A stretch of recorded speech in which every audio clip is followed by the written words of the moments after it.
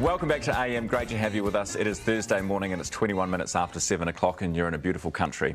It's been more than a month since the general election, but there is still no government. The leaders of National, ACT and New Zealand First met face to face for the first time yesterday.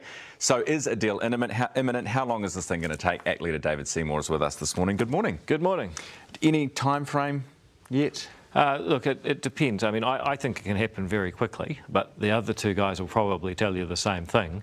What we can't say is how it's going to end when you've got one person that can't dictate to two others, you know, what deal ends up being and also when that deal ends up getting signed. So I know that's probably not a very helpful answer. I know a lot of people are increasingly frustrated by it, but that's the dynamic we're dealing with. Like any threesome, it's very hard to manage all the different parties involved.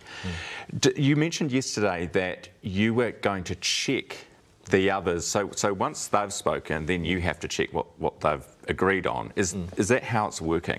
Well, I think it's part of a wider process that you've got three who were competitors, quite tough competitors, right up to the final votes were cast, suddenly becoming cooperators who have to put together a coherent government program.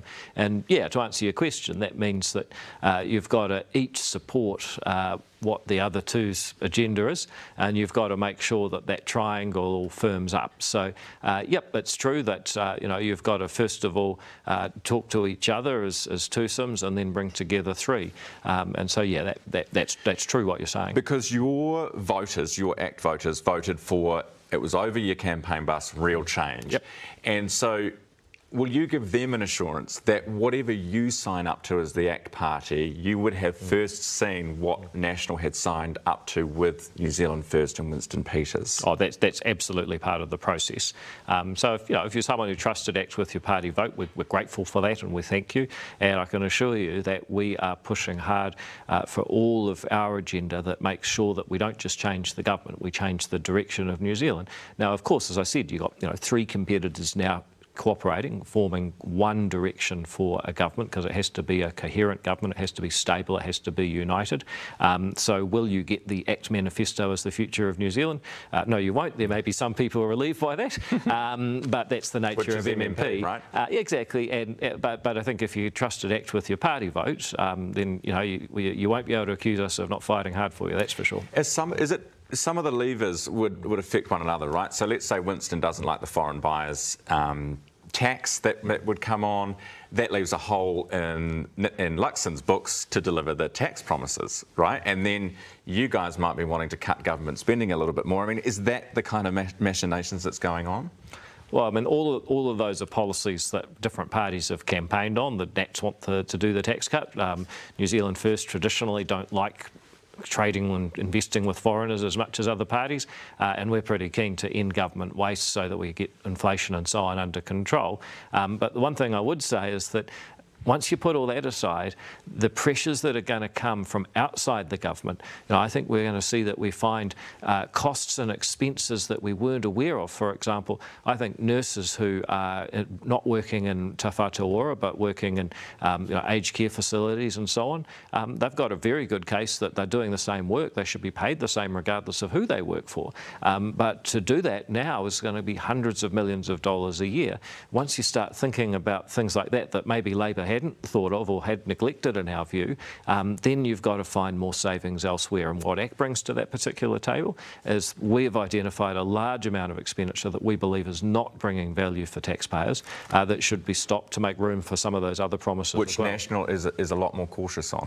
I mean, they don't want to look like the government that comes in and slashes and burns. They're scared of that. You guys are pushing them, but obviously you're not coming to a middle ground there. Yeah, well, I don't think it's... Well, we are coming to a middle ground, and that is the process. I know there's frustration about how long it takes, but we are coming to a point where we have a government that is coherent and well-formed.